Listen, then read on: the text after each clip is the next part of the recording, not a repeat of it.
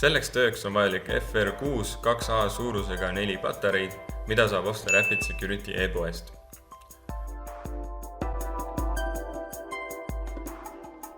Võtke andur põhjaküljest tõmmates ära.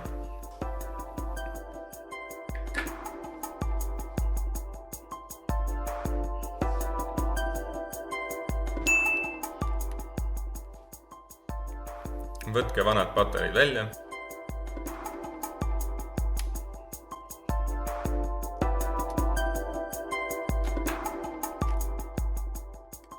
Ja vahetage uute vastu.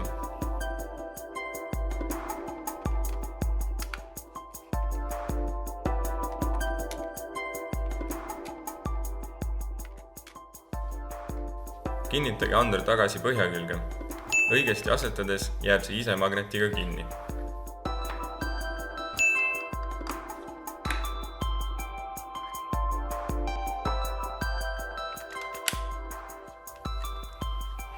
Anduril hakkab peale akude vahetust sinine tuli vilkuma, mis näitab, et andur otsib Wi-Fi leviala ja selle ta taastab automaatselt.